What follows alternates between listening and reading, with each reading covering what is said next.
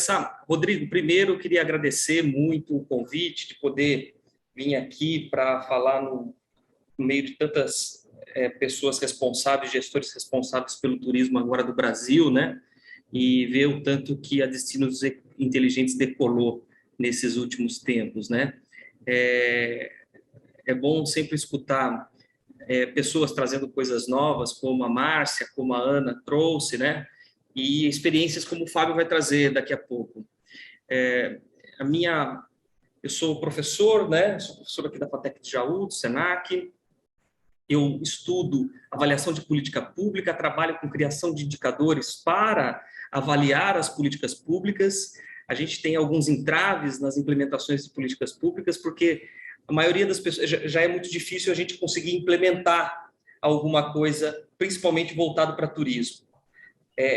Fazer a gestão dessas ações e, mais ainda, ver se elas têm resultados factíveis, né, ou resultados efetivos, é algo ainda mais difícil da gente encontrar. E isso tem a sua importância. Porque se a gente faz algumas ações, mas a gente não sabe quais os resultados que ela está trazendo, talvez essas ações não estejam alinhadas aos objetivos e a estratégias dos municípios. Eu trouxe uma imagem aí, né? Uma imagem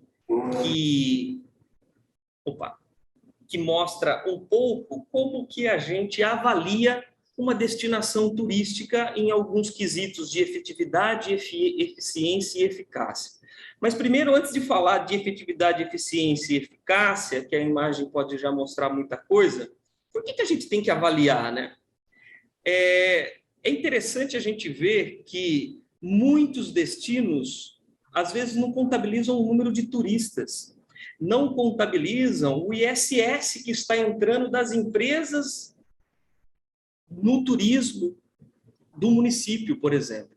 A gente não consegue medir a situação que a gente está e uma situação que a gente já esteve e a situação que a gente está. Não conseguimos identificar nesse interim quais o real crescimento do turismo. Se a gente não mede, a gente não sabe. Se a gente não tem indicador de medição, de aferição, a gente não sabe o que efetivamente está acontecendo com o município. E tem muitos prefeitos, tem muitas secretarias, tem muitas empresas, por exemplo, que colocam empreendimentos, né, em vários lugares aí pelo Brasil. E aí a pergunta que me fica, mas efetivamente, quantos turistas entraram no município depois de determinada obra? Assim a gente começa a analisar a efetividade. Mas vamos um pouquinho nessa imagem. Quando a gente fala sobre a eficácia, é a capacidade da gente ter um objetivo e cumprir esse objetivo. Por exemplo, o objetivo meu é inaugurar um posto de informação turística, um portal, ou criar uma sinalização turística para o meu município.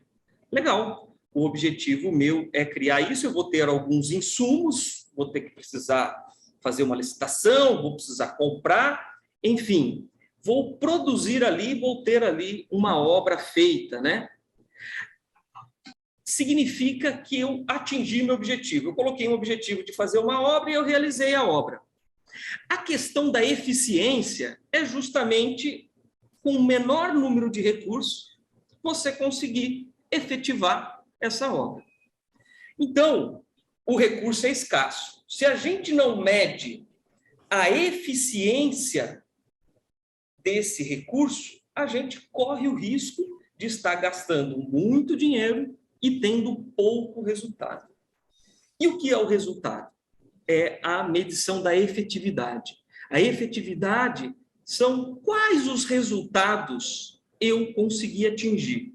Daí vem a pergunta que a gente, em critérios de análise, a gente faz.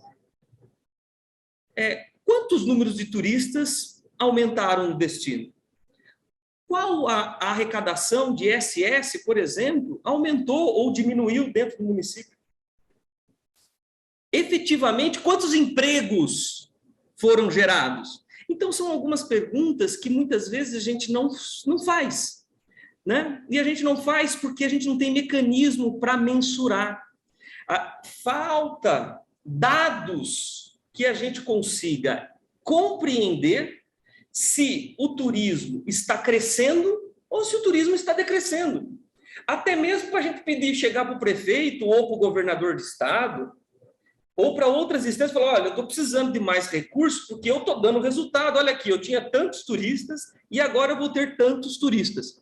O Fábio Pontes vai apresentar para vocês ali, eu vou pedir aqui, botar ele numa cilada, mas para ele falar um pouquinho, porque Brotas mensura, por exemplo. Mensura esses tipos de indicadores. Então, é possível falar que o turismo está crescendo e decrescendo. Senão, a gente só vai ficar discutindo o recurso alocado e não sabendo se ele está sendo eficiente ou não eficiente. Precisamos medir os resultados. E daí é importante a gente entender um pouquinho de como utilizar esses resultados. Vou pedir para o Ed passar. Talvez seja interessante a gente entender essa pirâmide, né, de dados que mostra, primeiro, um dado cru. Vou dar um exemplo, vermelho. O que significa vermelho? Nada. Vermelho não significa nada, mas a luz vermelha de um semáforo já tem significado, né? Porém, a luz vermelha do semáforo, se eu não, com a luz vermelha no semáforo, posso bater ou tomar uma multa. É um conhecimento que eu tenho. Inteligência é saber que eu tenho que parar o carro, senão eu vou bater porque eu sei que eu posso tomar multa, eu posso bater o carro. Não adianta eu ter o dado apenas e não conseguir gerar informação, criar conhecimento e utilizá-los com inteligência.